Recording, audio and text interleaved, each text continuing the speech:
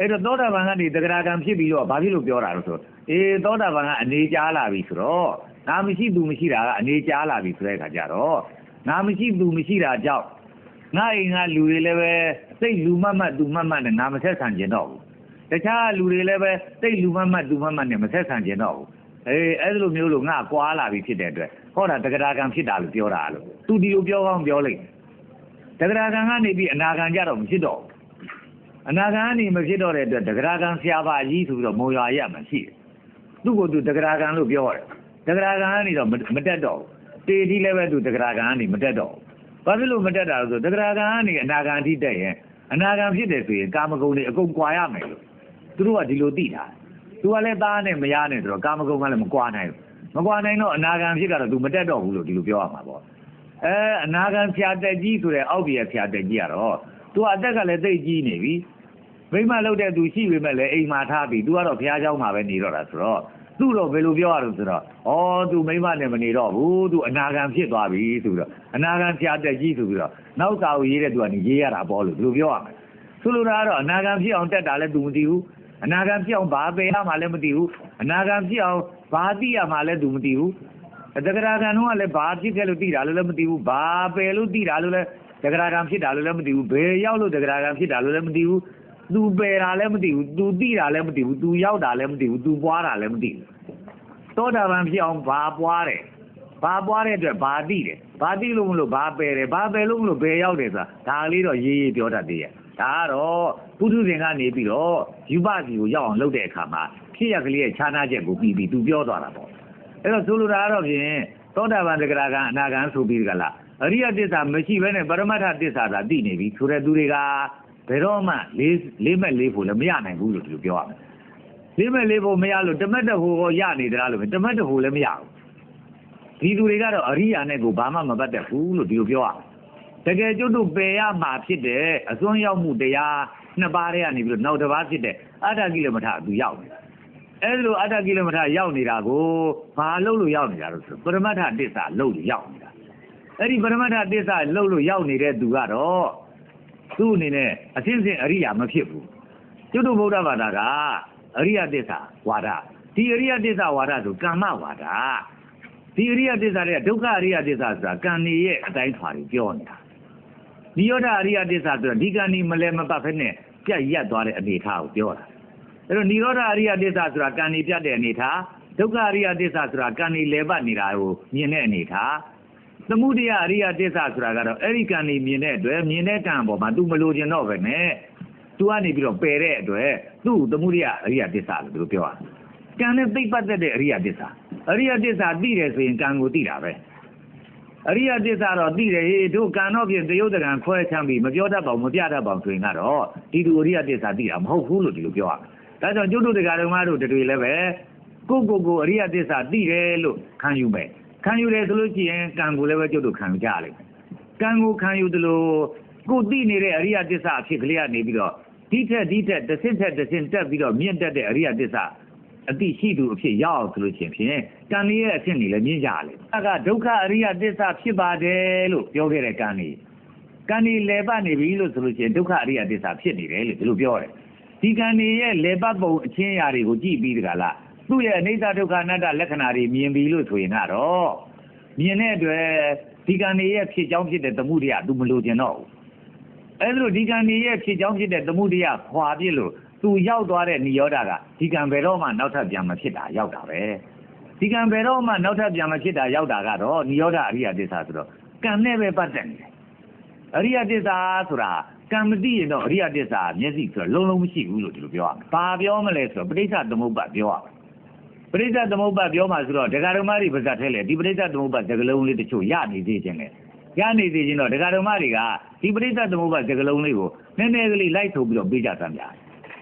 ဘာဆိုရမလဲဆိုရင်ပဋိစ္စသမုပ္ပါအင်္ဂါ12ရက်ရှိတာတည်းကပထမအင်္ဂါ2ရက်ကိုကျွတ်တို့တစ်ဖြတ်ချိုးမယ်ဗျာနော်အဲ့ဒီပထမအင်္ဂါ2ရက်ကအဝိဇ္ဇာသင်္ခါရလို့ဆိုတဲ့စကားလေး2ရက်ကိုကျွတ်တို့ပထမဆိုမယ်ဗျာအဲ့တော့ဒကာဓမ္မတို့ကလိုက်ဆိုပေးတာအဝိဇ္ဇာသင်္ခါရဝိညာဉ်နာယုတ်သလာယတနာဖတ်တဝေဒနာဝိညာဉ်နာယုတ်သလာယတနာဖတ်တဝေဒ ဒါလေးကလည်းနည်းနည်းရှည်တာဖြစ်တဲ့အတွက်နှစ်ခေါက်သုံးခေါက်လောက်ပြန်ဆိုပေးမယ်ဗျာဝိညာဉ်နာယုတ်သလာယတနာဖတ်တဝေဒနာဝိညာဉ်နာယုတ်သလာယတနာဖတ်တဝေဒနာဝိညာဉ်နာယုတ်သလာယတနာဖတ်တဝေဒနာနောက်တစ်ခေါက်ဆိုဦးမယ်ဗျာဝိညာဉ်နာယုတ်သလာယတနာဖတ်တဝေဒနာဟိုအစအနေပြန်ဆိုမယ်ဗျာအဝိဇ္ဇာသင်္ခါရဝိညာဉ်နာယုတ်သလာယတနာဖတ်တဝေဒနာဟောဒီချက်ကလေး9ချက်ဗျာအဝိဇ္ဇာရဲ့သင်္ခါရရဲ့ဝိညာဉ်ရဲ့နာယုတ်ရဲ့သလာယတနာရဲ့ဖတ်တရဲ့ဝေဒနာရဲ့ဆိုတော့ဒါအချက်ကလေး9ချက်ပဲသူတို့ဘုရားကနေပြီးတော့ပြောခဲ့တာဗျာဒီချက်ကလေး9ချက်ကတန်ត្រာလေပုံလေးပြောမှာဗျာကံဖြစ်ပွားပုံလေးပြောမှာပေါ့ကံဘယ်လိုဖြစ်ပွားသလဲလို့ဆိုတော့သူတို့ဗုဒ္ဓကကံကိုပြောတဲ့အခါမှာကံကလေးတွေမပြောဘူးကံရဲ့အကြောင်းမှသူပြောတယ်ဒါမှသူကဒုက္ခသစ္စာသိမှာဟုတ်ဗျာအဲ့တော့ကံရဲ့အကြောင်းဘယ်လိုပြောလဲဆိုတော့ကံရဲ့အကြောင်းကိုအဝိဇ္ဇာဆိုပြီးတော့ဒီလိုပြောတယ်ကံရဲ့အကြောင်းကိုသူကဘာလို့ပြောလဲဆိုတော့ကိလေသာกว่าတယ်ကံကသူ့ဘာသာသူဖြစ်တာမဟုတ်ဘူးတဲ့ကိလေသာကြောင့်ဖြစ်တာဆိုပြီးတော့ကိလေသာလို့ပြောတယ်အဲ့ဒီကိလေသာကိုအဝိဇ္ဇာဆိုပြီးတော့ပဋိစ္စသုံးပါးအင်္ဂါချက်ကလေးရကြတော့ပြောတယ်ဗျာအဲ့တော့အဝိဇ္ဇာကကိလေသာကိုဟုတ်ပြီနော်နောက်တစ်ခါသင်္ခါရဆိုပြီးတော့ပြောတဲ့ခါကျသင်္ခါရကြတော့သင်္ခါရကံပဲဗျကံဖြစ်တဲ့အတွက်သင်္ခါရကိုတော့ကမ္မဝုဆိုပြီးတော့ဒီလိုလေးပြောမယ်ဗျာနောက်တစ်ခါဝိညာဉ်နာယုတ်သလာယတနာဖတ်တဝေဒနာလို့ဆိုတာကြတော့အဲ့ဒါကကံရဲ့အကျိုးတွေကိုပြောတာကံအကျိုးဖြစ်ပုံတွေကြတော့တိတာထင်ရှားအောင်ဆိုပြီးတော့အချက်၅ချက်ကြီးများနဲ့တောင်ပြောတယ်နော်ဝိညာဉ်နာယုတ်သလာယတနာဖတ်တဝေဒနာဆိုပြီးတော့ဒီချက်၅ချက်ပြောတာဆိုတော့ဒီဝိညာဉ်နာယုတ်သလာယတနာဖတ်တဝေဒနာကဝိပါကဝုဆိုပြီးတော့ဒီလိုလေးပြောမယ်ဗျာဒါလေးကိုလည်းပဲတရားတော်မတို့ကအခုသိပြီးနေပါပြီနော်အဝိဇ္ဇာကကိလေသာဝုသင်္ခါရကကမ္မဝု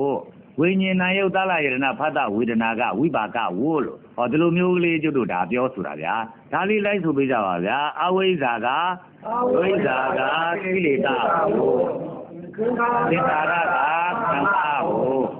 ဝိညာဉ်နာယုတ်သလာယတနာဖတ်တဝေဒနာကဝိပါကဝုဟုတ်ကဲ့နော်အဲ့ဒါလေးကိုနော်ကျွတ်တို့တရားတကယ်ဗုဒ္ဓဘာသာရဲ့လို့လုံမှတော့ဗုဒ္ဓဘာသာဒီဖြစ်ပေမဲ့လည်းဗုဒ္ဓဘာသာကံနဲ့ကလည်းမနီးစပ်ကြတာဆိုတော့ဗုဒ္ဓဘာသာကံနဲ့နီးစပ်ပြီးတော့ဒီဘုရားဟောထားတဲ့တိုက်ရဲ့ဟောချက်ကလေးကျွတ်တို့ဘာသာထဲရောက်နေအောင်လုပ်ပေးကြပါလို့ဒီလိုပြောရမယ်ဗျာအဲ့တော့တရားဟောဖို့အတွက်တရားနာပါတယ်ဘုန်းကြီးကလည်းတရားစာတွေတို့ချပေးနေတယ်လို့မမှတ်ပေးကြပါနဲ့ဒါလေးကိုဘုရားကြည်ညိုတဲ့အနေနဲ့ဘုရားပြောခဲ့တဲ့စကားကလေးကိုမတို့ကိုယ်တိုင်နှုတ်နဲ့တက်ပြီးတော့ကိုတို့ရွတ်မယ်လို့ဆိုတာမျိုးလေးနဲ့စိတ်ထားပြီးရွတ်ပေးကြပါဗျာနော်ကဲဒါလေးပြန်ရွတ်မယ်ဗျာအဝိဇ္ဇာကကိလေသာသင်္ခါရကကမ္မဝိညာဉ်နာယုတ်သလာယတနာဖတ်တဝေဒနာကဝိပါကဝအဲ့တော့ဒီဝတ်သုံးခုရဲ့အရာလေးတွေကိုလည်းပဲခင်ဗျားတို့ကသိနေကြတယ်ဆိုတော့ဒီအဝိဇ္ဇာကကိလေသာဝတ်လို့ဆိုတဲ့အတိုင်းအဝိဇ္ဇာကြောင့်ဘာဖြစ်တုံးလို့ဆိုတော့သင်္ခါရဖြစ်တယ်လို့ဆိုတော့ကိလေသာဝတ်ကြောင့်ကမ္မဝတ်ဖြစ်ပါလားလို့ဒါလေးကလည်းသူ့ဘာသာသူပေါ်တော့တာပေါ့ဗျာနောက်သင်္ခါရကကမ္မဝတ်လို့ဆိုတော့သင်္ခါရကြောင့်ဝိညာဉ်နာယုတ်သလာယတနာဖတ်တဝေဒနာတွေဖြစ်တယ်လို့ဆိုတော့ဒီလိုဆိုရင်ကမ္မဝတ်ကြောင့်သင်္ခါရဖြစ်တယ်ဝိညာဉ်နာယုတ်သလာယတနာဖတ်တဝေဒနာလို့ဆိုတဲ့ဝိပါကဝတ်တွေဖြစ်တာပါလားဒါလေးကြည့်လိုက်လို့ရှိရင်ကိလေသာဝတ်ကြောင့်ကမ္မဝတ်ဖြစ်တယ်ကမ္မဝတ်ကြောင့်ဝိပါကဝတ်ဖြစ်တယ်လို့ဟောဒီလိုမျိုးလေးရတယ်လားမရဘူးလားဗျာဒါလေးရတာလေးနည်းနည်းလေးမိသွားအောင်တခါပါးစပ်ထဲမှာထပ်ဆိုပေးကြမယ်ဗျာအဝိဇ္ဇာကကိလေသာဝတ်သင်္ခါရကကမ္မဝတ်ဝိညာဉ်နာယုတ်သလာယတနာဖတ်တဝေဒနာကဝိပါကဝတ်အဲ့လိုဆိုတော့ဒီလိုဆိုရင်ဝတ်လေတယ်လို့ဆိုတာကိလေသာဝတ်ကြောင့်ကမ္မဝတ်ဖြစ်တာဟာကမ္မဝတ်ကြောင့်ဝိပါကဝတ်ဖြစ်တာဟာဒီလိုမျိုးသိရတယ်ဗျာအဲ့တော့ဝိညာဉ်နာယုတ်သလာယတနာဖတ်တဝေဒနာကြောင့်အဝိဇ္ဇာပြန်ဖြစ်လို့ဒီလိုပြောရမယ်ဗျာနော်တကယ်ပဲဝိညာဉ်နာယုတ်သလာယတနာဖတ်တဝေဒနာကြောင့်လည်းပဲအဝိဇ္ဇာဖြစ်တာဗျာနော်အဲ့တော့ဒါလေးလဲဆိုပေးကြပါဗျာဝိညာဉ်နာယုတ်သလာယတနာဖတ်တဝေဒနာကြောင့်ဝိညာဉ်နာယုတ်သလာယတနာဖတ်တဝေဒနာကြောင့်အဝိဇ္ဇာဖြစ်ဒီအဝိဇ္ဇာကြီးကိုပြန်ဆက်ပေးလိုက်တာပါဗျာနော်အဆုံးကနေပြီးတော့အစကိုပြန်ဆက်ပေးတာ အဆုံးကဝိညာဉ်နာယုတ်တလာယရဏဖတ်တာဝေဒနာကိုဗျဒီဝိညာဉ်နာယုတ်တလာယရဏဖတ်တာဝေဒနာကြောင့်ဘာဖြစ်လို့ဆိုတော့အဝိဇ္ဇာပြန်ဖြစ်တယ်ဗျာနော်အဲ့တော့အဝိဇ္ဇာကြောင့်သင်္ခါရဖြစ်တယ်သင်္ခါရကြောင့်ဝိညာဉ်နာယုတ်တလာယရဏဖတ်တာဝေဒနာဖြစ်တယ်ဝိညာဉ်နာယုတ်တလာယရဏဖတ်တာဝေဒနာကြောင့်အဝိဇ္ဇာပြန်ဖြစ်တယ်လို့ဆိုတော့ကဲလဲမသွားဘူးလားဗျာနော်အဲ့တော့ကျုပ်တို့မင်းဘုရားကနေကံဖြစ်ပုံပြောဆိုပြီးကံဖြစ်ပုံပြောတဲ့အခါကျတော့မဲအဝိဇ္ဇာကြောင့်သင်္ခါရဖြစ်တယ်သင်္ခါရကြောင့်ဝိညာဉ်နာယုတ်တလာယရဏဖတ်တာဝေဒနာဖြစ်တယ်ဝိညာဉ်နာယုတ်တလာယရဏဖတ်တာဝေဒနာကြောင့်အဝိဇ္ဇာပြန်ဖြစ်တယ်လို့ဒီလိုလုပ်လိုက်တော့ကံကလဲမသွားဘူးလားဗျာလဲတော့ဒီကိလေသာဝကြောင့်ကာမဝဖြစ်ကာမဝကြောင့်ဝိပါကဝဖြစ်ဝိပါကဝကြောင့်ကိလေသာဝပဲပြန်ဖြစ်တယ်လို့ကဲဒီလိုမျိုးမရောက်ဘူးလားဗျာဒါလေးလည်းပဲပါဇာတဲ့ရောက်တော့နည်းနည်းဆိုပေးကြပါဦးဗျာကိလေသာဝကြောင့်ကာမဝဖြစ်ကာမဝကြောင့်ဝိပါကဝဖြစ်ဝိပါကဝကြောင့်ကိလေသာဝဖြစ်ဒုက္ခအနတ္တတွေလည်းပဲမမြင်ပါဘူးအတုပလည်းမမြင်ဘူးပေါ့ဗျာဒီလိုမမြင်တော့ဘာဖြစ်တုံဆိုရင်တော့ခံစားချက်ပဲသိနေတာဆိုတော့မဲခိုးရတာလေးမြန်ကောင်းပါတို့လက်ကြောလည်းမတင်ဘူးခြေကြောလည်းမတင်ဘူးတခါတည်းအလွယ်တကူလေးနဲ့စားရတယ်နဲ့သူ့ကျေနပ်နေတာအဲ့တော့သူ့ဝေဒနာပဲပြနေတဲ့အခါကျတော့ဒီတန္တရာအပေါ်မှာသူ့အမှန်မြင်တာဟုတ်သေးတော့လားမဟုတ်ပါဘူးဗျာတန္တရာလဲတဲ့သူတွေကတန္တရာကိုအမှန်မမြင်ဘူးတန္တရာရဲ့တကယ်မဟုတ်တာကြီးကိုဟုတ်တယ်လို့မြင်နေတာဆိုတော့အဲ့လိုမြင်တာမျိုးကိုတန္တရာကတော့မကောင်းဘူးတန္တရာလဲထမ်းလိုက်ရတာကတော့မကောင်းဘူးမကောင်းနေပြီမဲ့လို့ तू ကောင်းတယ်လို့မြင်နေတယ်ဆိုရင်ဒီမြင်တာမျိုးကဝိဇ္ဇာပြောမလားအဝိဇ္ဇာပြောမလားအဝိဇ္ဇာပြောဒီတန်ကျုပ်တို့အဝိဇ္ဇာဖြစ်တာဗျာတန္တရာကလည်းပဲကျုပ်တို့ကလဲနေတာရှင်းခါကကြားဘူးသလိုနိဂန္ဓတွေပြောတဲ့တန္တရာမျိုးမမှတ်ပေးနဲ့နော်နိဂန္ဓတွေကတော့တန္တရာဆိုတာမွေးရနေသေးပြီးတော့နောက်ထပ်တစ်ခါမိခင်ဝမ်းတစ်ခုတည်းသွားဝင်ပြီးနောက်ထပ်မွေးပြီးတော့တစ်ခါနောက်ကြကြီးတဲ့ခါကျသေးပြီးတော့လည်းပဲတစ်ခါနောက်ထပ်မိခင်ဝမ်းတစ်ခုတည်းသွားဝင်အဲ့လိုမွေးလိုက်သေးလိုက်မွေးလိုက်ဖြည့်ပြီးတော့နေနေတဲ့အဖြစ်ကိုတန္တရာလဲတာလို့ကျွတ်တို့ဗမာတွေသိကြလားမသိကြဘူးလားသိပါဗျာအေးကျွတ်တို့သိကြတာကတန္တရာလဲတာဆိုတာအဲ့လိုသိနေတာနော်အခုကျွတ်တို့ဘုရားပြောတဲ့တန္တရာကကျွတ်တို့မမွေးခင်တော့ကတကောင်ကောင်ဖြစ်ပြီးတော့သေခဲ့ပြီးမှကျွတ်တို့အမေပိုက်တဲ့ကျွတ်တို့ကဝင်လာပြီးအခုထပ်မွေးပြီးတော့ကျွတ်တို့ကအခုတခါကျွတ်တို့ဘွားဆုံးတဲ့အခါကျသေဒီလိုမျိုးဖြစ်တာတန်တရားလို့ကျွတ်တို့ဘုရားဟောတာဟုတ်ကလားဟုတ်ပါဘူးဒါနိဂန္ဓတွေပြောတဲ့တန်တရားကျွတ်တို့ဘုရားတန်တရားမဟုတ်ဘူးနော်ဟိန္ဒူတွေရဲ့ဒွန်နေရာလို့ခေါ်တဲ့တန်တရားဗျနိဂန္ဓတွေရဲ့တန်တရားဟိန္ဒူတွေရဲ့တန်တရားကျွတ်တို့တန်တရားကြကျွတ်တို့ဗုဒ္ဓဘာသာဝင်နေရာမသိကြဘူးကျွတ်တို့တန်တရားကဘာလဲလို့ဆိုရင်ကျွတ်တို့မဟုတ်တာကိုဟုတ်တယ်လို့ထင်ဒါအဝိဇ္ဇာပေါ့မဟုတ်တာကိုဟုတ်တယ်လို့ထင်တော့အဲ့ဒီမဟုတ်တာကိုလုံးဥပမာခိုးတယ်တို့ဆိုးတယ်တို့တတ်တယ်တို့ဖြတ်တယ်တို့ဆိုတော့လူစရိုက်နဲ့မကြိုက်တဲ့ဟာတွေပေါ့ဗျာဒါတွေကိုကျုပ်တို့ကလှုပ်အဲ့ဒီလိုလှုပ်တော့ကံဖြစ်သင်္ခါရဖြစ်ဒီကံနေလှုပ်လို့သင်္ခါရဖြစ်ပြီးတဲ့အခါကျတော့ဒီကံနေရဲ့အကျိုးဝိဘတ်ဒီကံလှုပ်သူဆိုတဲ့ဝိညာဉ်နာယုတလာယရဏဖတ်တာဝေဒနာတွေဖြစ်အဲ့ဒီလိုလှုပ်သူဆိုတာဖြစ်တဲ့အခါကျတော့ဒီကံမျိုးနောက်ထပ်လှုပ်ချင်တယ်လို့ဖြစ်တော့တာပေါ့ဥပမာဘိန်းကလေးတစ်ခါလောက်စားမိတယ်ဆိုဘိန်းစားတာကသင်္ခါရဘိသားပြီးတဲ့အခါကျဘိသားတူလေးနဲ့ဇိမ်ခမ်းပြီးတော့ဖြစ်နေတာကတော့ဝိပါကအဲလိုဝိပါကဖြစ်တဲ့အခါကျတော့ဟာဘိသားကကောင်းလိုက်တာဟာနောက်ထပ်ဘိန်းကလေးများစားသေးရင်ကောင်းမှာဟောနောက်ထပ်စားကျင်လာပြန်ပြီအဲလိုစားကျင်လာတာကအဝိဇ္ဇာလို့ဆိုတဲ့ကိလေသာကဲတရားတော်မတို့တန်ត្រာလဲသလားမလဲဘူးလားလဲပါဗျာလဲတာနော်ဘိသားတာကလေးမှအဲ့လိုဖြစ်တယ်လို့မအောင်မင်းနဲ့နော်ဘာကလေးလောက်တာဖြစ်လည်းပဲဖြစ်တယ်လို့ပြောကြတော့နော်အကုတွေမကောင်းအကုတို့မကောင်းမှုတွေမှလုံးမိရင်တစ်ခါလုံးမိရင်အစကြည့်တော့နောင်လို့ဆိုတဲ့အတိုင်းပဲ